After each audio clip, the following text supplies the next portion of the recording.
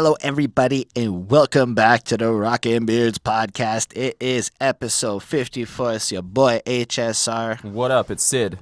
And before we jump up into the episode, and remember, you can always skip this little section in the description. You'll see when the episode starts. But before we get in, we're going to start with our favorite comment from last week.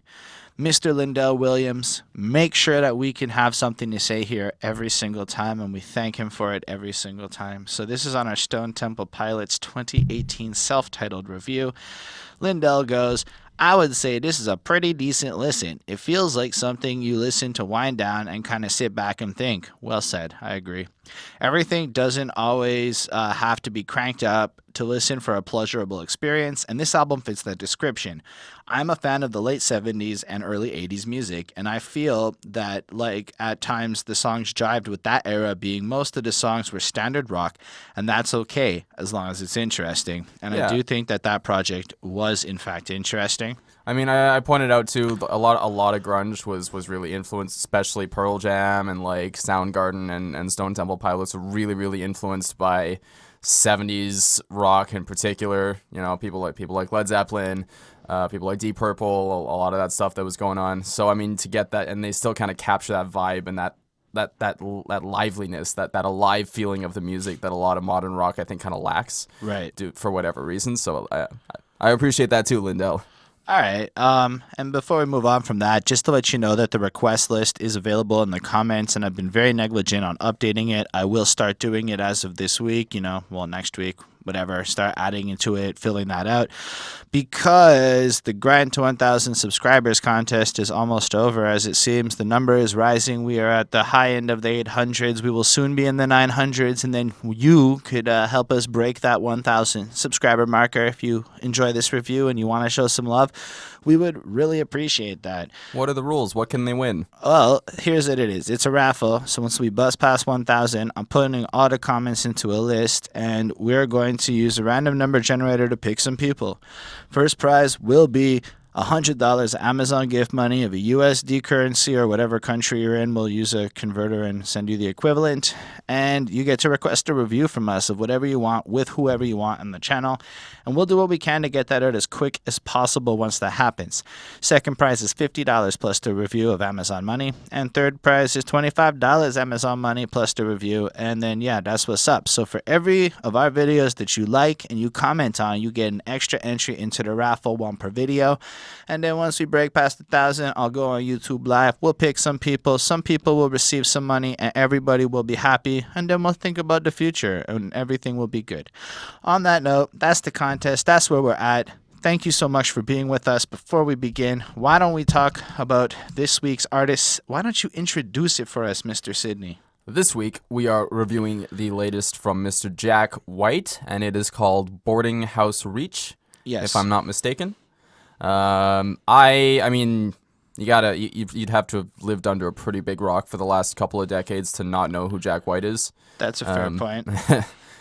From between the White Stripes and their ridiculous popularity with Seven Nation Army and subsequent singles. I always liked the hardest button to button. Hardest button to button. It was Blue my Orchid, favorite. I think, was always my favorite, but Blue Orchid's pretty good. Since then, I mean, look, the guy comes out with a new album like every fucking Saturday. Look at movie soundtracks like Cold Mountain, The Raconteurs, The Dead Weather, a bunch of his own solo projects. So he's prolific. I've never been a fan per se. I've always respected his musical ability. I think he's a fantastic musician, but he's always kind of been a little too much of a hipster for me, and that really shines through in his music. But I mean, props to the guy for still doing it and for still creating new things, different sounds this far into the game. So that's cool. Yeah, I agree. So I don't know that much of his solo work. I don't know much beyond the big hits of the White Stripes because I was at the right age when they popped and it was unavoidable. I was just discovering music, and I think for a better part of a decade in my life, Seven Nation Army was a staple. Like, everyone just put it on to be cool at a certain point. It got to a point where I felt it was too saturated, and so I avoided everything they did for a minute. Yeah. I do remember the first Jack White solo project, and I know that I heard that a couple of songs off of that, and I was really impressed, but I could tell that it was on that more like like raw, honest, and at like music front. And I at the time was kind of going through a more pop phase because I never really cared. So based on the fact, and it's something I learned recently that I felt I would share that I took into account with this review, is that people tend to like music based on familiarity, right? So at the time I listened to XYZ and none of it sounded like what Mr. Jack White was doing, right? So my impulse at the time was to maybe not give it a second or third chance or really care about the music, especially he's in a kind of music where you might want to sit on that album for a couple of minutes before really formulating an opinion because it's so different, it's so out there. Right. So I appreciated his lyricism though. I thought it was actually like honest, and I thought he was a cool guy to listen to for that regard. But then I guess that was like what, 2008, 9 or something, and then now it's 2018 and I haven't thought about it much in the last decade of my life apparently, and we're here talking to him. But when Sydney mentioned that he had a new album coming out, I knew that we had to talk about it. It was one that I just felt like everyone would be wiser for hearing this album, so it was worth listening to. And then I played it for the first time before learning that musical tidbit about how we absorb music and our preferences. And the first time I played through the album, just before we talk about it, it was like almost not pleasant because it was so like different. I mean, we'll get into it song by song, but that was just it. But then I learned that thing, I re-listened to the album, and it prepped me for this review. And my opinion on the album, which we'll get into, is going to be solid, I think, or better than it was. But I do love the cover, if we just want to talk about that for a quick second. I don't know if you can't see it. It's got like this face. I don't know if it's him or not. I think it's supposed to be like an airbrushed version of him. But it's got like clouds for hair. Yeah, like I think it's meant to be kind of like androgynous. Kind of like that Marilyn Manson cover for Mechanical Animals. Okay. Or like very David Bowie-esque, I guess. And I like the fact that it follows with the lack of overt branding. Yeah. So it doesn't say Jack White anywhere. It doesn't say the name of the album, which is Boarding House Reach. If I understand correctly, it's called that because of the recording process that he went through. So he recorded it at this place, and he like created this little environment where he like this little room where there was no sounds. Nobody could hear him. He couldn't hear anybody, and he would sit there and meditate on the music and to kind of write the songs in that kind of weird, secluded environment. And that's this project is the result of that. Okay. Is my basic understanding. I'm trying to do more research for y'all. And then, yeah, so I kind of like the humbleness and the base level of the name of the project, which just, this is where I wrote it. So that's the name, And then with that kind of cover, you just know it's going to be weird. And I guess it's good because it conveys eloquently what I think the end result is going to feel like. Yeah, I mean, Jack White has always kind of been a guy who goes above image, right? Like his music kind of speaks for itself, which again, it's a lot of respect. You're going to pick up a Jack White album, you're going to hear a lot of different instruments, a lot of blues, which hasn't really changed on this record, but I mean, that's cool. Blues is the foundation of rock music, so let's Hold on. Before we get in, there was a question that we might usually ask ourselves halfway through the podcast, and I wanted an answer for it. Is it Jack White playing all the instruments, or is it a band? So I know the answer to this question. It's him, right? It's not exclusively him. Okay. So Jack sings on all the songs but track 4, does guitar on most, drums on 4 of them, synth on 4 of them, acoustic guitar on 3 of them. The other time I said guitar was electric. Piano on 1, tambourine on 1, organ on 1, and then a whole long list of session musicians helped him out with the rest in terms of recording. But that's still quite a bit for... And I'm not trying to take credit away. I just wanted to say that is who contributed to the album for the sake of our conversation and clarity and anyone else listening. And I bet he wrote and composed it all. Absolutely. It's you know written that this was 100% by him.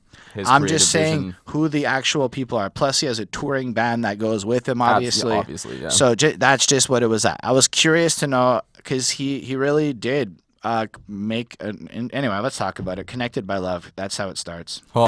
Connected by love. Yeah. Yeah, I mean...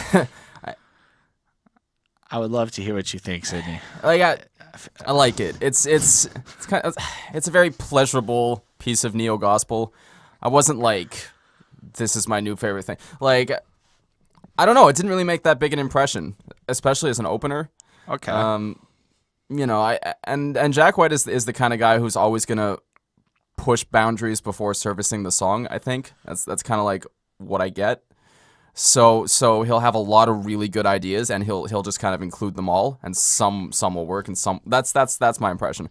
I like the harmonies, I like the vocals, I like the very gospel elements of the track. Right away, I get the sense that this is going to be kind of like a throwback record. Like there's going to be a lot of callbacks to like earlier styles, earlier artists, with like Jack White's, you know, kind of mad genius ideas thrown in. So that's kind of like the tone that's set for this one.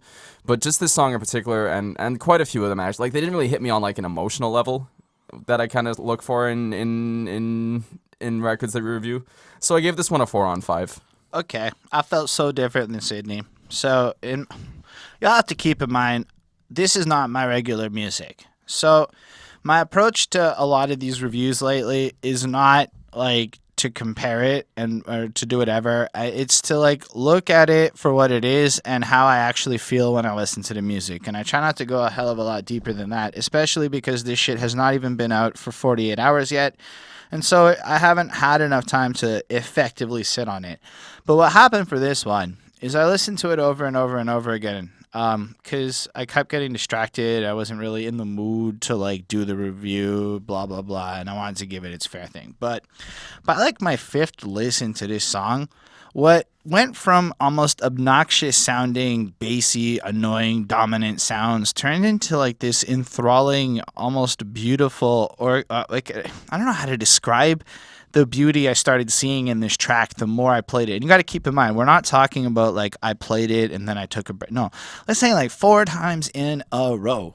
And all of a sudden it just started sounding amazing to me. And I mean, like even when I pressed play the first time, I wasn't like, oh, this is offensive. I was like, this is nice. I was it's so pleasant. annoyed by it the first time I heard it. It was so different than anything I was really expecting. I mean, I didn't know what to expect. Okay. But it was so like, uh-oh. I don't think I'm going to like this. It was my first. It was almost like a repulsion to it.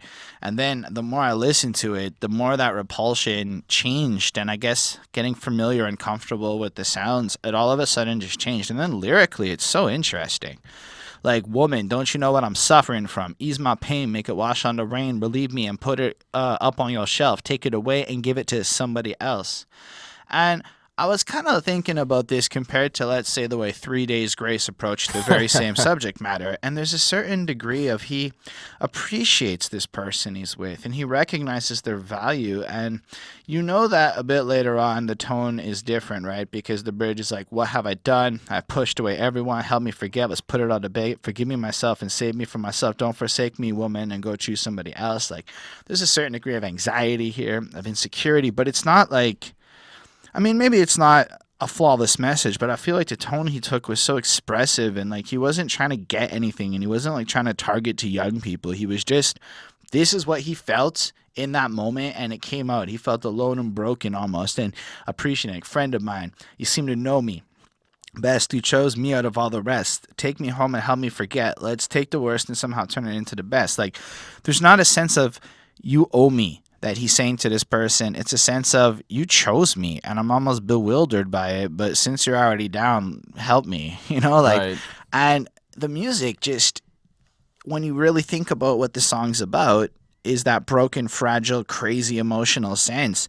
And it's conveyed by the choice of instrumentation that makes a beautiful harmonies and offensive basses. And I don't mean offensive in like a mean way. It's just, it's meant to be this hard hitting kind of bassy, thumpy sound. Yeah. And like it really almost sounds like like I mean, know to me, that it's meant to emulate an organ, but with like a synth bass sound. That's what I got from it, because it's very gospel in the way the harmonies are delivered and the big chorus and the like. So I know that like if I put this on, my mom would call it noise, right? And he accomplished that goal. And we'll have a quote on another song that I think it was an on-purpose move. Okay. Either way, I found this to be a really great, expressive, enthralling, like captivating song, and it really, when I finally moved past it, I was so excited for like the rest of this album. I'd already heard the whole album in full, but like I was ready for it. I felt like this is going to be some weird trippy shit. Like I'm going to go into Jack White's mind and feel a bunch of crazy shit. And I think it served its purpose well. It's going to be a love or hate thing for a lot of people, but I Yeah. gave it a 5. I fucking love this song. I thought it was incredibly done. Every detail is thought out in this shit, and it might not be like a song I listen to every day or anything fucking like I'm obsessed with it, but I heard this and I was infatuated with the talent this man and energy and flawlessness. He executes everything, and it's really good. Anyway, that's that, and then we talk about the big life questions like why walk a dog. Yep. Don't know what they're fighting about. I just gotta say, do you know what this song's about? No, go ahead. Okay, because I think it's worth discussing the subject matter. Why does a dog need to be walked? All right, it's a good question. Why does a dog need to be walked? You have no idea where he's going with it, right? 3 birds fighting out in the yard, but I don't know what they're fighting about. So at this point, if we take a look at these lyrics, it's he's questioning like the fact that we have these dogs and we have to go walk them, but at the same time, he's looking at these birds who are fighting about something, but we don't understand animals at all. We can't understand what they're fighting about. We don't know what's going on. That's what I've taken so far. So why does a dog need to listen whenever you shout? Whew, changed the whole context real quick. Now he's questioning, why do dogs take our orders? Why do we get to be the people who are the dog's masters and shit? And that's whatever. And then, look, this is like possibly the greatest thing I've ever heard since I've started reviewing albums, because I relate to this next part so personally. These cats seem to blow everyone's mind.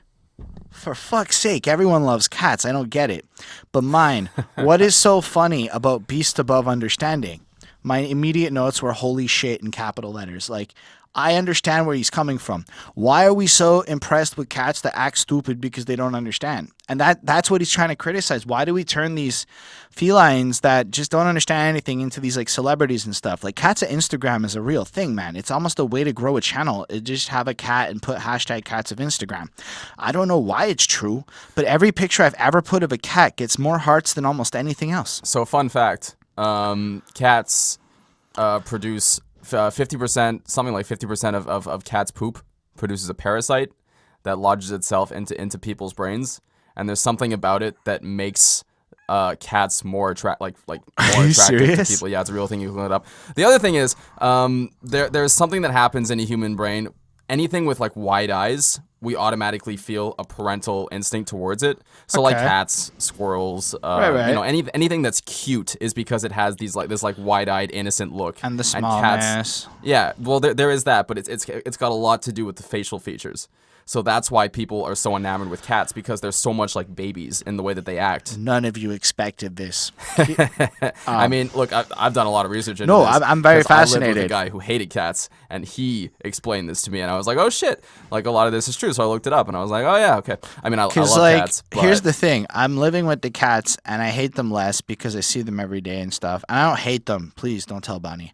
But like, I don't. Cats are fucking stupid. They're really It's annoying. a real story. But it's really like they get annoying is all I'm trying to. They meow a lot when they're hungry.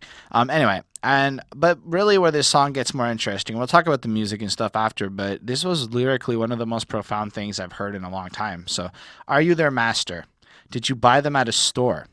Did they know they were a cure for you to stop being bored? And I felt like the slap of like everybody just got slapped a little bit from Jack's perspective because of how we use animals to cure our boredom and stuff. I don't care about the positive benefits of pets in here. This is Jack White's opinion, and I'm listening and interpreting it. So somebody mated them and took their babies away from them, stuck a price tag on their nose, and now you're buying it clothes.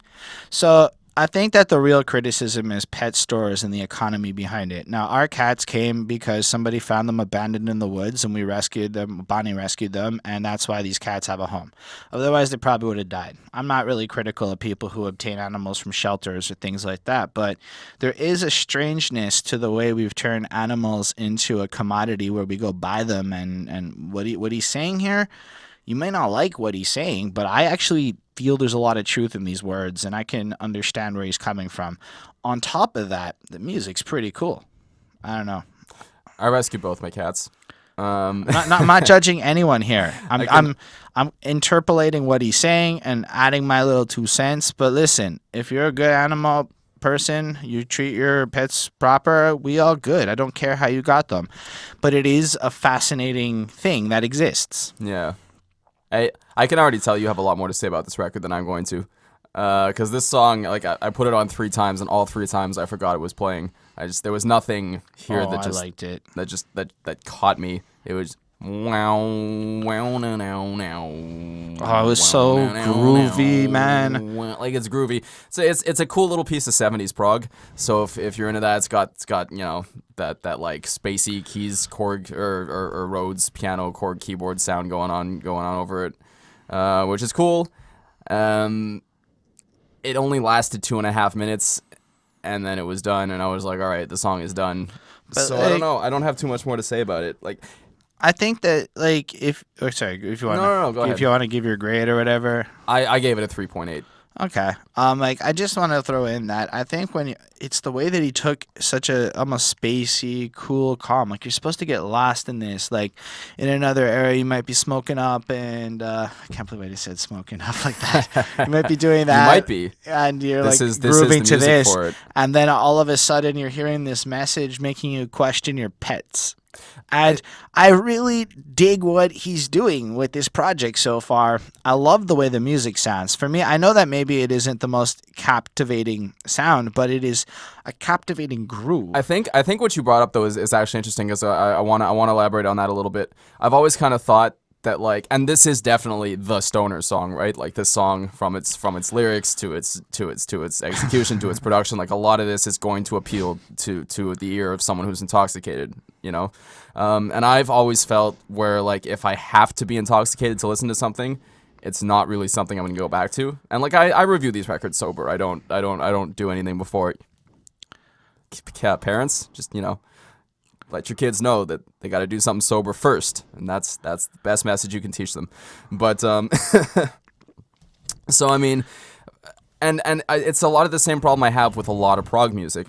You know, with a few notable exceptions, like Tool. I've never really thought you have to be stoned to listen to Tool, but like something like this, I feel like it definitely very much enhances the experience to a point where I would almost have to be to really have it affect me.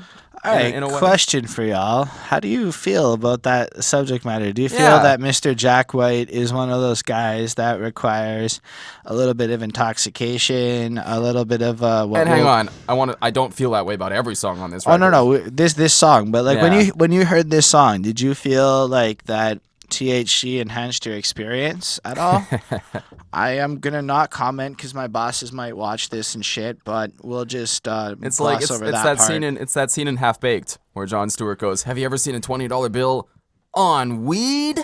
And that's exactly how I feel about. I don't actually feel that way about the song. I felt it was, but look. Anyway, it's a 4.75 on 5. There was a certain something that wasn't as good as the last track. A certain energy. It was a little. I feel like this song was a very interesting statement that I'm happy he made. And I guess maybe that played in. I thought I agreed with, maybe because so much I agreed with him that I enjoyed that. But whatever. I thought it was a great one. But let's move on. And hey, Syd, do you want to start a corporation? Yeah. Wink, wink.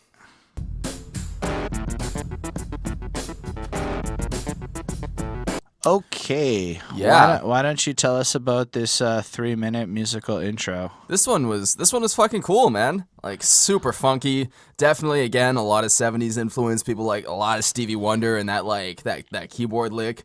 Like a lot of Parliament, some Sly and the Family Stone in there, but like a little more modern in the production. I really appreciate how this is kind of like it's kind of like a protest song without words, which I really appreciate, and I feel like a lot of 70s artists were really capable of doing that. Okay, I see where you're coming from. Yeah, and I don't know that a lot of people really accomplished that today, the way that Jack White did with this one. So this for me is the first track that I was really vibing to on this record. And maybe, you know, you've pointed out that I like funkier sounds a little more, so maybe that's why this one appealed to me a little more, but like I felt it. And maybe, you know what it is too? It might have been, I've never really been a fan of Jack Jack White's delivery, singing lyrics, like, he's got a great voice, but there's always been something that's really cynical, sarcastic, and a little bit pretentious. He does have vocals on this song. He does at the very end. At the very end, he comes back it's around. about 2 minutes because the song's 5.5 minutes long or whatever, right? I timed it because I like to see how long these music go. It's about 3 minutes and 10 seconds in. He starts singing, but it's not really singing. But there's not an exorbitant amount of lyrics, right? It's a more lot of it like is, you want that- to start a corporation. It's that spoken word Yeah. kind of like conversational, like he's almost making fun of people who sound like this, and you can hear it. He's Very cynical, very sarcastic. But again, a little bit pretentious. But in this case, I appreciate it because I think it really fits the vibe of the song. It fits the vibe of the music. So I gave this one a 4.2 on 5. Ah, boo, it's way better than that, man. But like honestly, that 3 minutes of music at the beginning, it's not boring. Like there is 0 seconds of that is a waste. You just start like tapping your foot or however you start dancing in your chair or whatever. I was in a chair as I listened to this, and I got really into the vibe of the song. It really made me feel like happy. And then I noticed at a certain point that like a couple of minutes had passed, and there's like maybe a couple of whoos or whatever he does, but there's not really any singing or vocals. But like there were obviously lyrics in his song. And then he comes in and he's like, yeah, I'm thinking about starting a corporation. Who's with me? Nowadays, that's how you get adulation. I had to look that up. Adulation is praise and like people fawning over you like a celebrity and shit. Cool. Thanks for teaching me a word, Jack. I always love that shit. Who wants to start a corporation? I'm thinking about taking it all the way to the top. Who's with me? Whoa! I mean, he does the woo like that. It's amazing. Yeah, I'm thinking about doing one giant drop. Who's with me? And then that's like the whole first verse. And you get like this almost like he's seen this happen a million times and he's just making fun of the sales pitch, right? And then the second verse is a little more on the twisted side where he's commenting on the militant approach that gets taken and the hostile takeovers and stuff. And like Bonnie's literally watching a documentary that's on Netflix about this cult that took over a town and is almost the embodiment of what this fucking song is about. So it's really weird to hear these words come out and see that there are actual historical examples of exactly this playing out that you can point to. So that's really fascinating to me. And overall, the energy of this track, it's almost like a two-parter, but he didn't split it up. He just made like this grandiose intro and then this protest. Like he protested with the music to prove that he was good enough to then come in and be a jackass. And I love that he pulled it off so eloquently. So I give it a 5. Like so far, I'm so impressed with this album from these first 3 tracks. I was blowing a fucking way, man. The thing about giving perfect marks for me is that I listen to everything, right? So to bestow a 5 onto something is to say that I added it to my playlist and I want to come back and listen to it. And while I enjoyed this track, it's not something like I didn't put it on my playlist. I It's not definitely something added that this to my playlist. Now, I will on occasion give 5 to things I don't add to my playlist, but I know that I will go back to the album and listen to it in full, including that song. But I don't want it on my playlist because random's a motherfucker. Yeah. And I like random. So at the end of the day, I do get where you're coming from, but you don't understand how blown out of the water I am by this. Like how excited I am to hear this music. How like I thought I was going to dislike it, but turned out I really fucking like it. I feel inspired by it. I feel like motivated. I mean, Jack's got me. I am a fan now. You got him. You got him, Jack. Abulia and Akrasia comes next. That which I repudiate so vehemently. I will defer to you because I feel like you have a lot more to say. I thought this was a cute little interlude, and I like how he ended with wanting a cup of tea, and I gave it a 4 on 5. So one of my notes is the fact that after going on this like intense verbal assault of questioning stuff per se, you know, stuff like I shall not negate that which I state irrevocably, but I do it so gently that you cannot resent me for the humble request of my company. So with the time left permitting and while we're still sitting, may I please have another cup of tea? And I was like, damn, that's the way to end this shit. It was really funny. A little like that actually made me chuckle. The voice is C.W. Stone King. So this is the track where Jack White doesn't sing. Abulia refers to a lack of will or initiative and can be seen as a disorder of diminished motivation. and Akrasia is described as a lack of self-control and the state of acting against one's better judgment. And then if you think about what he's actually saying in this song, he's responding to, I guess, the public's addiction to those two things. Again, I learned more language. I gave it a 4 on 5, though, because it was a little bit of a curveball. It works on the album, but I don't know that I'd go listen to it all that much outside of the context of the album. And here's kind of where I'm agreeing with you and how you just gave that speech about playlists and shit. So 4 on 5 for me here. What'd you give it? I gave it a 4 on 5 as well. Okay, so let's talk about Hypermisophoniac. Let's do it.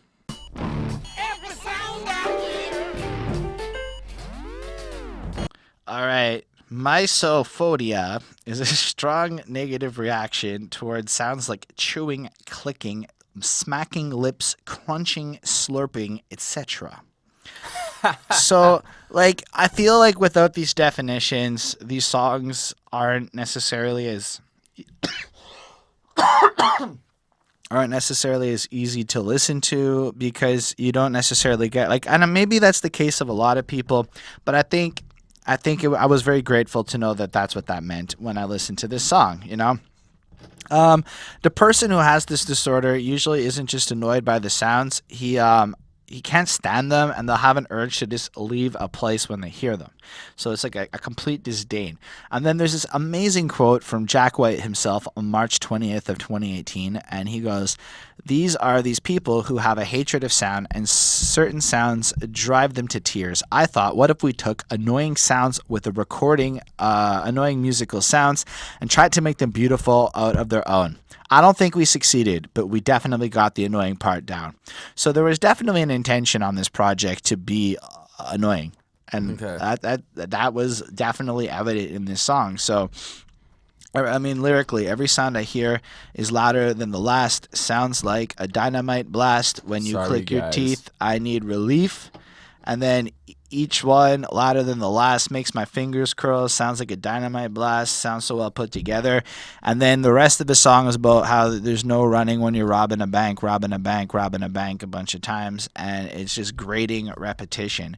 But this is a high degree of almost chaos in the sound, right? Like, it's not just... I mean, it really is annoying sounds that you might criticize used in another song, but edited and composed in a way where it ends up creating just this loud, chaotic experience that I happen to find almost appealing and pleasant after I had gotten into the song just a little bit.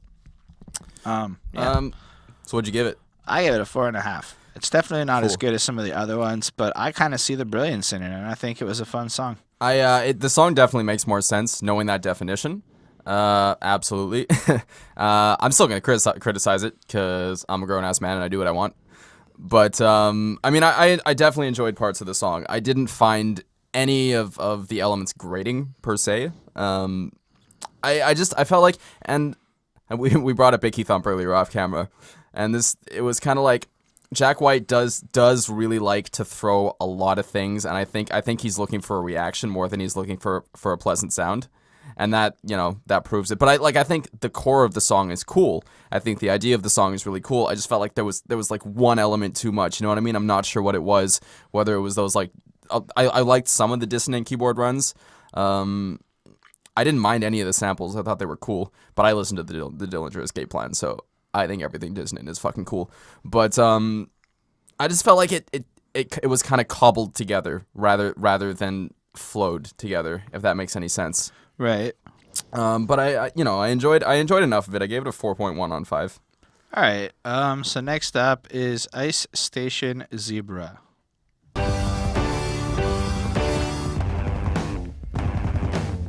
All right. So Ice Station Zebra is a 1963 Cold War era thriller novel written by a Scottish author, Alistair MacLean.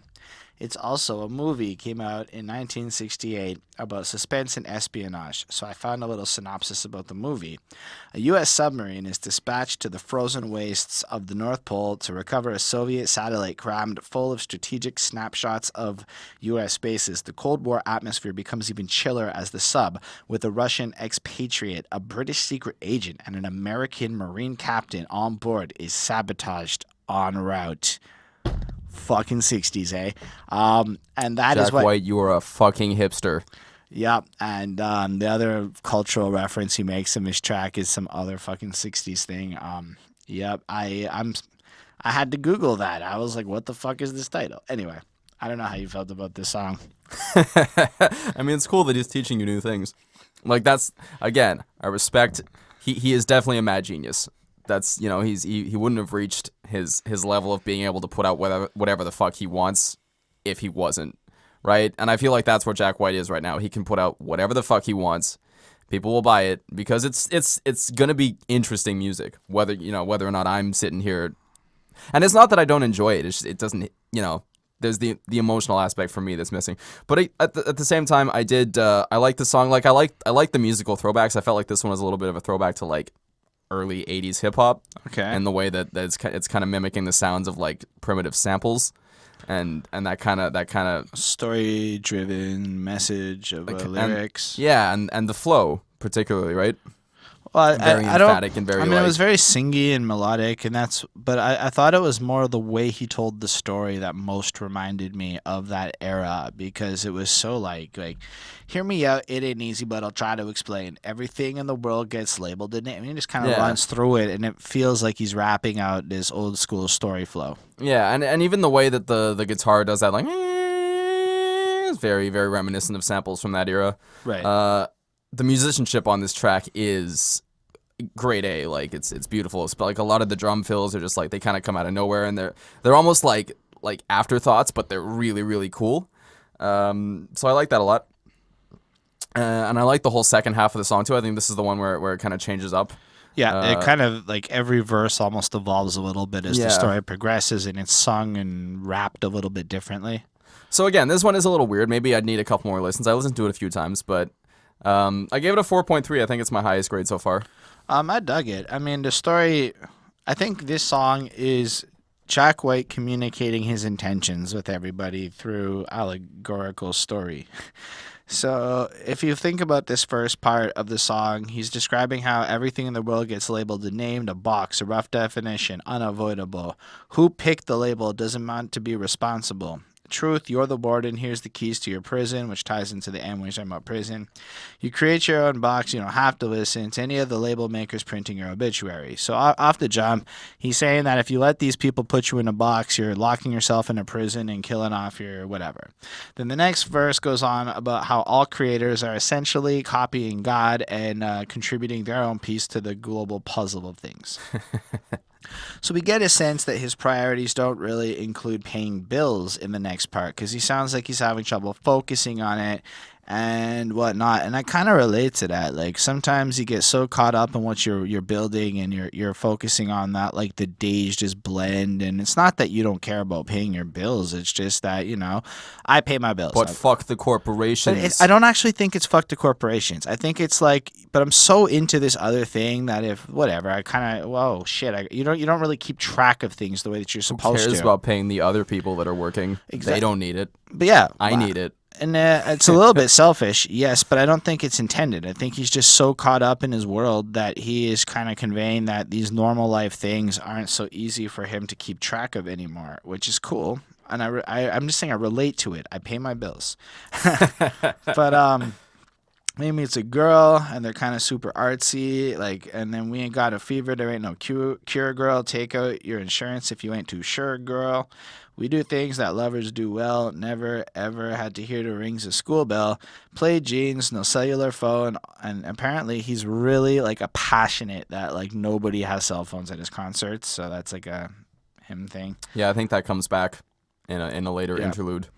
And then all the time in the world, no Twilight Zone. My time is mine, and they know they can't get it. JB told me you got to hit it and quit it. So James Brown inspired him to just smash this chick and bounce. That's the JB. And this song seems to kind of just be this overt rebellion that he's not going to live his life the way that other people choose to live their lives. And he's not going to put in the box. And the last verse is kind of like, listen, that prison that he mentioned earlier kind of comes back in. And he's like, really, like, y'all are idiots, and I'm not. And that's what I took from this song. I gave it a 4.5 on 5. I thought it was so well composed, so interesting to listen to. Such a arrogant but fun message. I don't actually disagree with anything he said. It's just the way he did it is so nonchalant and whatever. But yeah, 4.5. It's not my favorite one on the album, but it's, to me, still a great listening experience. Over and over and over. I guess that's what we'll say.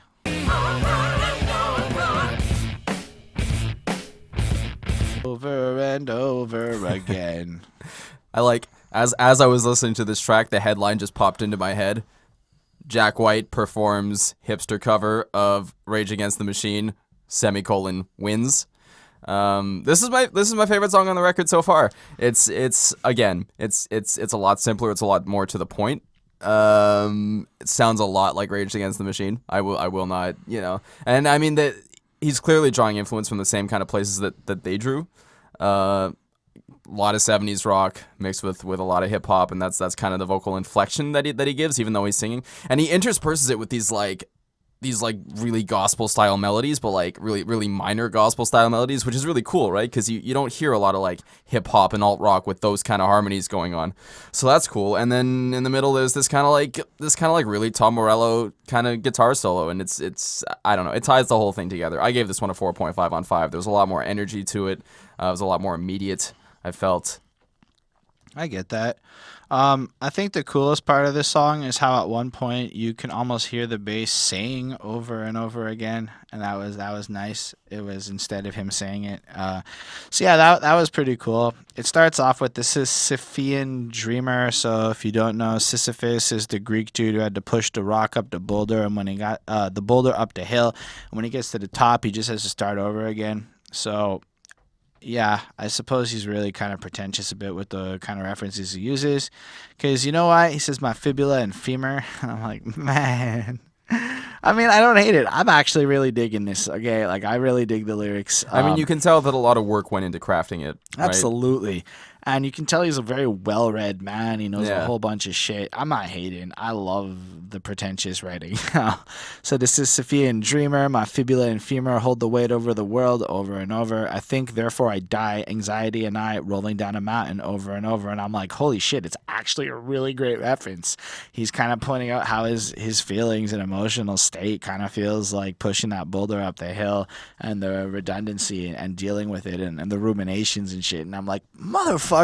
Here I was all ready to talk some shit, and then he put me in my fucking place with a great fucking use of that reference right away. See, I was going somewhere with it. And ultimately, like, I really dug that. And then I like it. Kind of is a repetitious song again, but it's okay because the music's fucking alive and all over the place.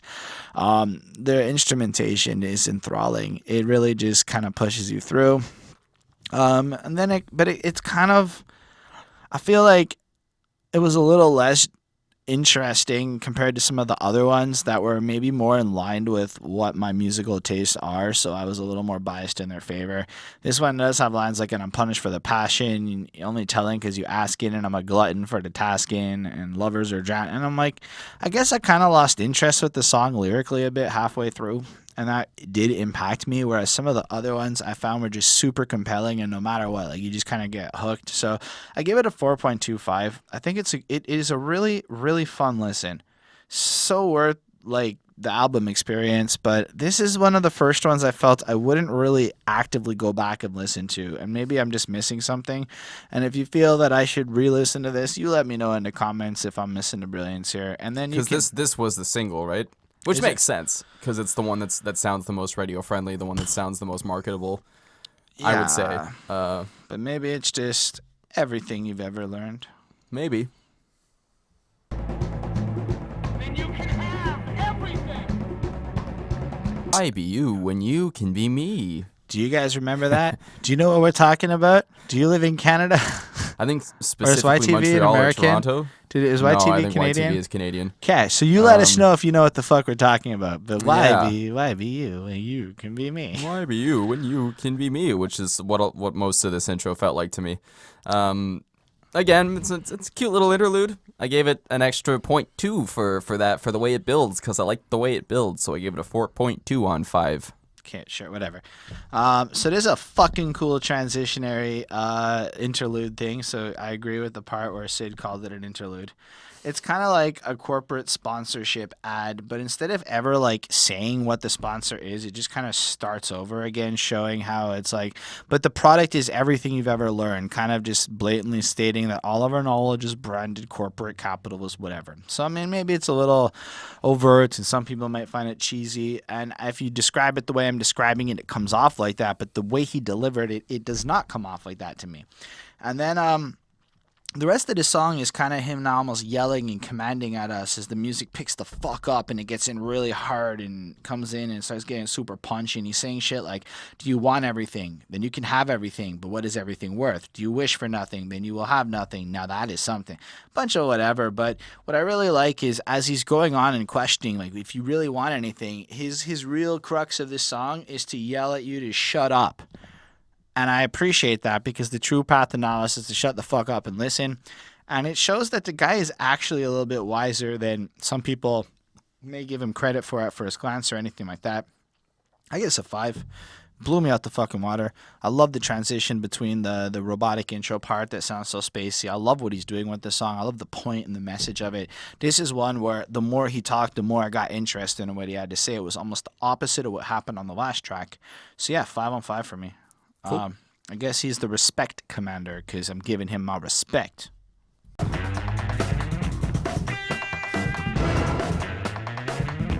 Yeah, I like this one. It's got super like slow doomy kind of Black Sabbath riff that opens it up for a couple seconds, and then it just kind of switches gears and left turn like into this really quick little funk riff.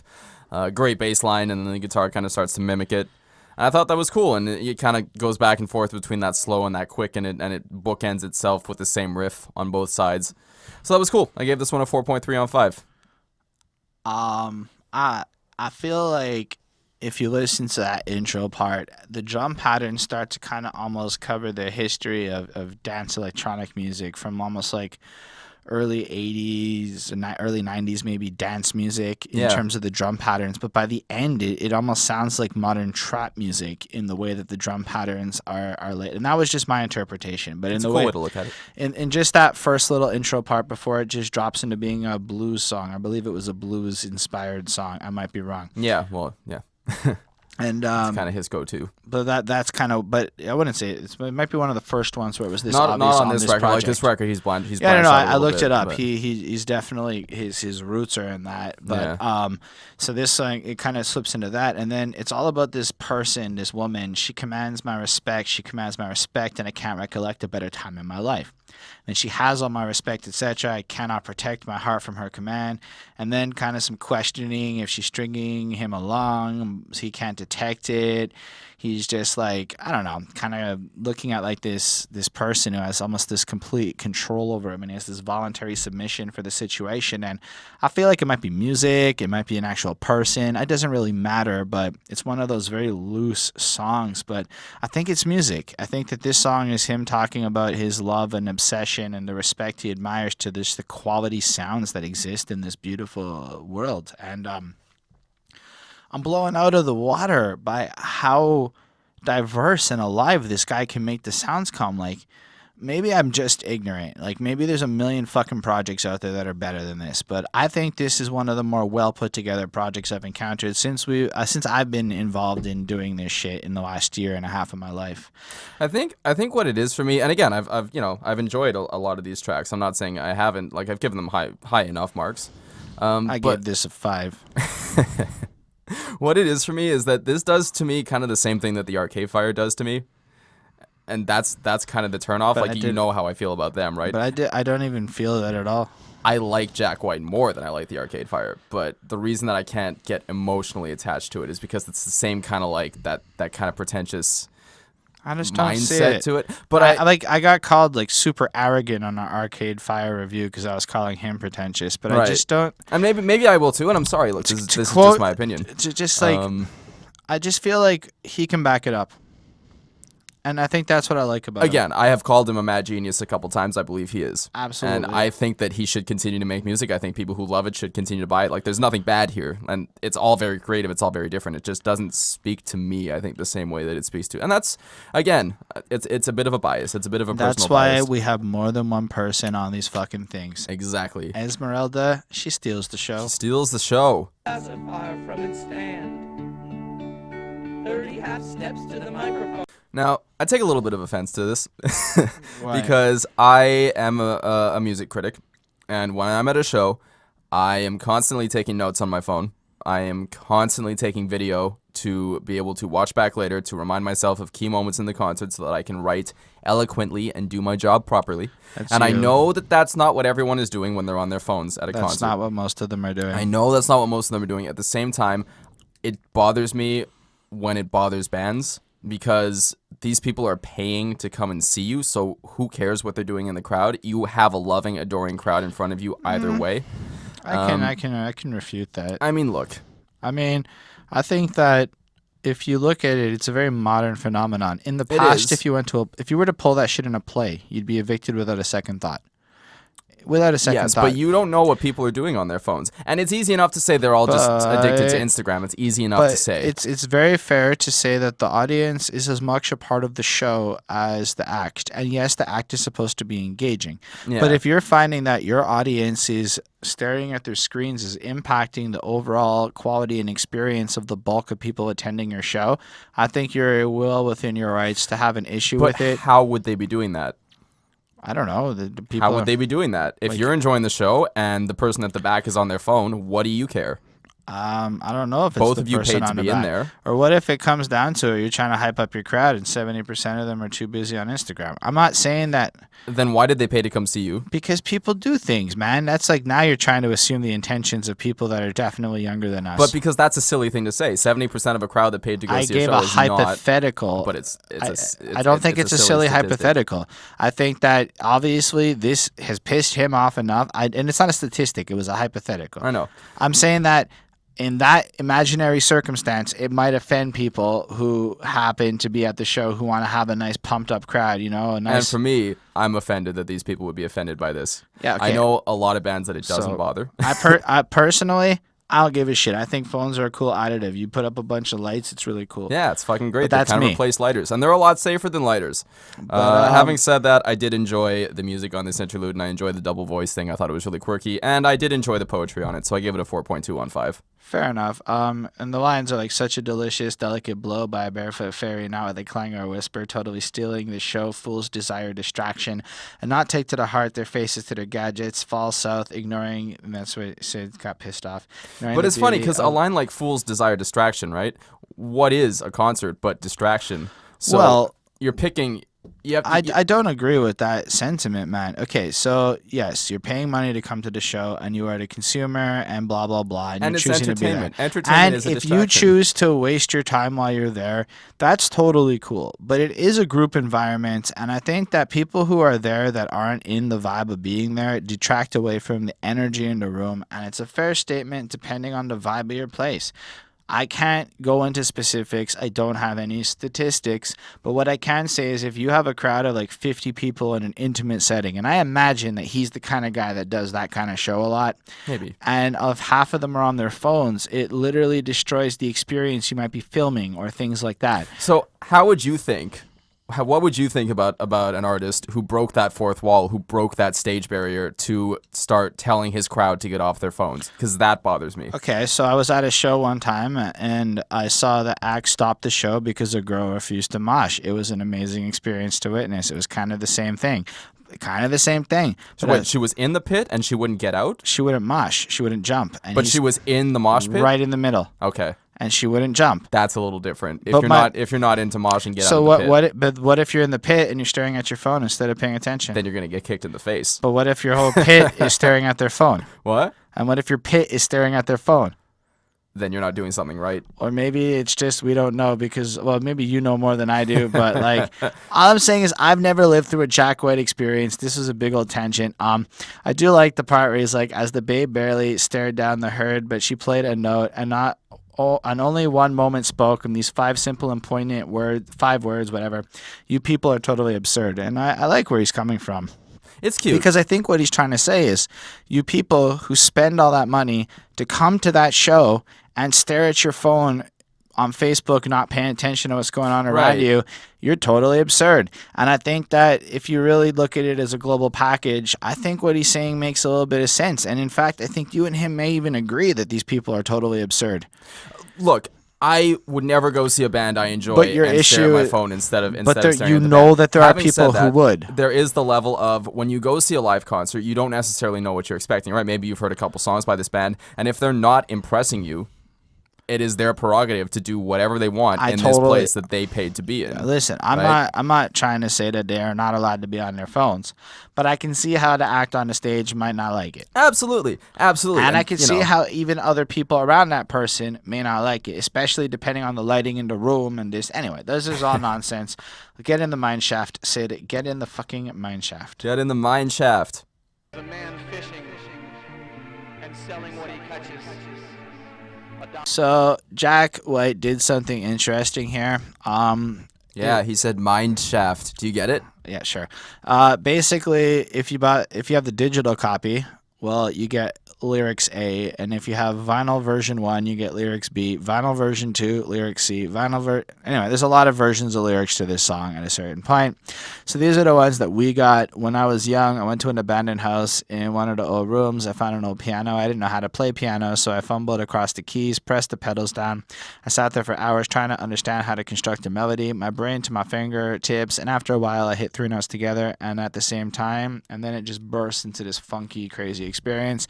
And unless I'm wrong, the end of the song is the same for everyone, but other people got different ways that the song starts, or some part of it was different. So Okay.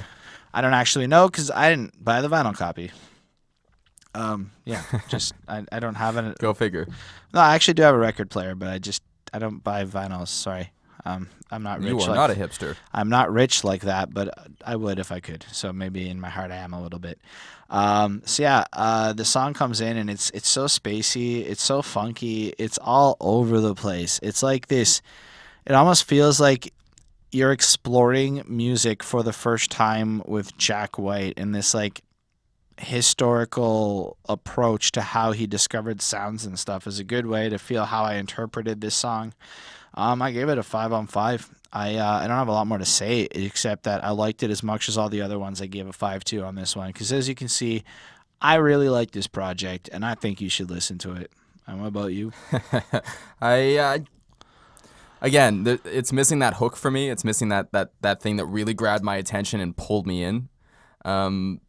Having said that, I appreciate the way it sounds. The production on this record I haven't praised enough yet because the production is really, really good. Excellent. Really solid. It's super clear, especially on songs where there's a lot of weird shit going on. Every voice is really shining through properly. So that's really cool. And by every voice, I mean every instrument, every percussion, every sample really cuts through. So it's a beautiful mix. It's an interesting listen. It's kind of random in the same way that like the Dillinger Escape Plan are random, but like a lot less metal and a lot less mathy, which is maybe that's because I like the Dillinger Escape Plan is one of my favorite bands. Boil it down and take away those heavier elements, and maybe it's not one of my favorite things. But again, I gave this one a 4. I gave it a 4 on 5 actually. It was one that affected me a little less than some of the others. But I still thought it was cool. All right. So what's done is done, and we must move on. Pacing back and forth on the floor. It should be worth saying that, fuck, I didn't even write down the girl's name. Her name is in the description of the video that is singing with him. Fuck off, Holden. But yeah, it's there so you can see who she is. And he sings this whole line with her kind of doing backing vocals the whole way through. Yeah. And it's very country-esque, unless I'm wrong. Yeah. Yeah. I really like this song. I think it was one of my favorite songs on the record. I think it was my favorite song on the record. The harmonies were just beautiful. And you know what? There hasn't been enough of just like Jack's voice clean on this record up until this point, and maybe that's what hasn't grabbed me enough. You know what I mean? I haven't felt like the voice has been upfront and charismatic, and not to say that he doesn't deliver it charismatically. I think it's extremely charismatically delivered. Something in the way that it's presented kind of behind the rest of the instruments, except on this one. This track put the vocals on the forefront. There's beautiful harmonies all the way through it. It's got this really classic country sound. It's got that beautiful piano sound that sounds like it was recorded on tape. And I fucking love it. I gave this song a 4.5 on 5. Yeah, so apparently Jack is no longer hearing the voice as some source of inspiration, almost like a heartbreak, almost like something's bad. So what's done is done. I just can't fight it no more. So I'm walking downtown to the store and I'm buying a gun. Yeah. And and I like the line too, because there's all sorts of implications to that, right? You know, you have a good idea where he's going with that. We'll leave it up to your imagination. I don't know if it's smart to put it in the comments. The YouTube robot might not like this video. But the song has this very airy and beautiful energy to it that completely contrasts the dark lyrical subject matter, which is pretty cool. I do enjoy how when one of the parts when he's like, you can't no longer hear what's happening in your ear or whatever, and everything just fucking stops abruptly for like a good second. Like there's no more sound for happening, and then it just kind of comes in with the last chorus and fills it in. It's good use of drama here, but this was a 4.5. I appreciate this song more than I like it. It is definitely not in my interest set, but I can't help but smile at how much I like this song in light of the fact that I don't find myself so interested in it. Anyway, there's one more on this project. It's Humoresque.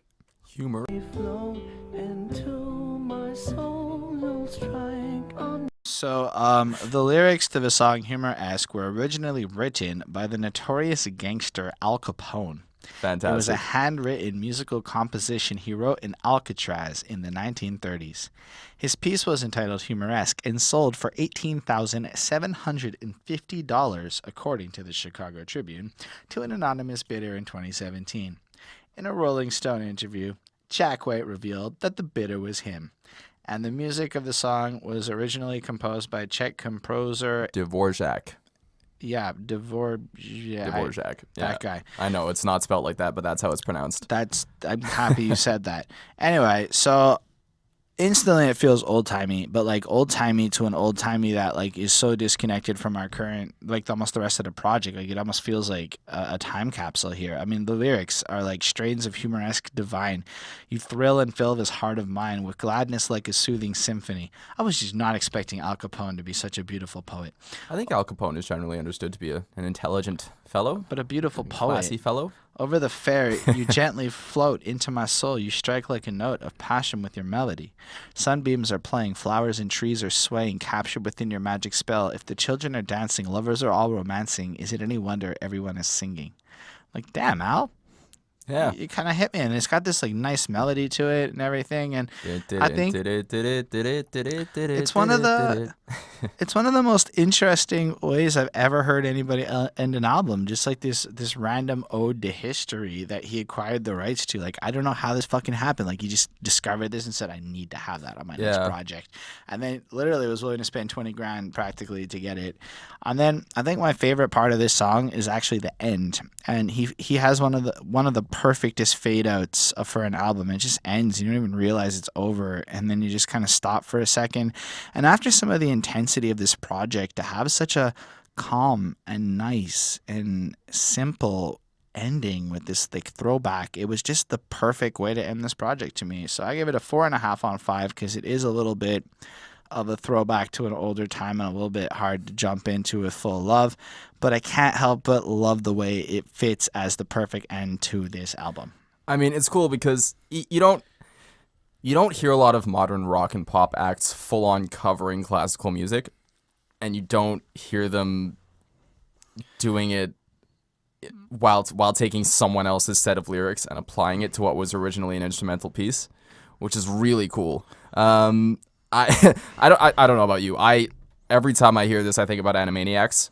I'm not sure if this was Slappy Squirrels theme track that played, but it was definitely, and it was driving me crazy this morning. I could not remember it. Like,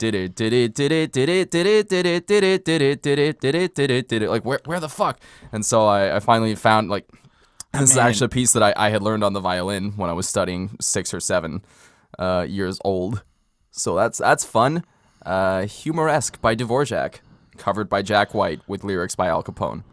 Definitely not what anyone ever thought anyone would say ever. No, and I really thought this was the perfect closer to the record. It is. I thought it was the perfect closer to any record. Like, more people should do this. And I actually thought that the last song would have been a perfect closer as well. But this is better. But this is as good. I mean, I gave this is the only 5 I gave throughout the whole record. I did not. I really, really enjoy it. Because this song, it gets stuck in my head periodically. Okay. Right? Like, it's because I used to watch Animaniacs as a kid all the time. And again, I studied, I think I have the sheet music at home somewhere. But, so a lot of nostalgia here. But it's cool, man. Everything about this one is cool. Like, he sings beautifully, just like there's that little quiver in the soft delivery of his voice. Yeah. So let's talk about the record. All right, I gave this a 4.65 or so as an overall grade. I think this is one of the best albums I've reviewed. I think it's hard to find flaw in it outside of taste, and taste is you're gonna take points off for taste with a project so varied. I don't think anyone's gonna give this a 5 except for hardcore fans, but I think that it is possibly even worthy of it for the fact that all of our arguments are going to be about taste, not talent, not composition skill, not even lyricism. Like, I don't see a lot of problems with this project. I think it is one of the most astounding pieces of music put together, and I get the feeling that not many people are going to care about it the way it actually deserves some recognition and love. So that's my thoughts on this project as a whole. I plussed at least 60% of the album, probably more. I really enjoyed it. I enjoyed it. I gave it a little more than I gave it a 4.2 altogether. So it's like it's a good record. There's a lot of compositional prowess that went into it. Some of it feels like a lot of stuff being thrown at the wall just to see what sticks. And just kind of left in there. And that's, how I've always felt about Jack White. So this isn't changing my mind. I wasn't surprised by what I came into this record, by what I heard on this record. It didn't change my mind lyrically either. Yeah, I know what his voice sounds like. I know what he's going to sound like when he's singing.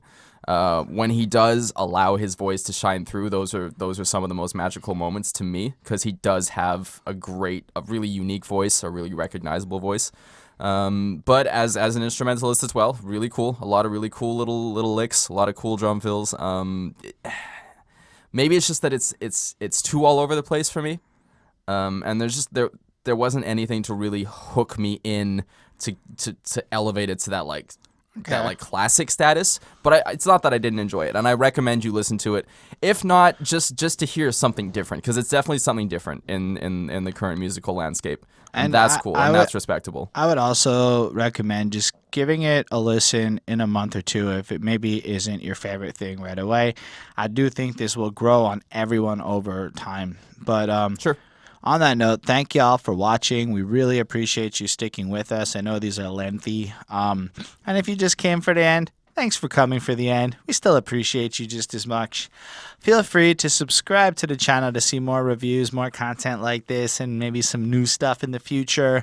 Like the video if you feel that it deserves a little like, and feel free to leave a comment about us, the review, what you thought about the album. Give us all the education points of the blunders we made along the way. Yeah. We love it, and if you do that trifecta, you enter the contest, which is dope. So until the next time, we'll catch you later with another review, and I promise for all of you waiting, the next time there's a dead week, we'll do Oasis. Okay, we'll do Oasis. All right. It's gonna come. You might not like it. Bye bye.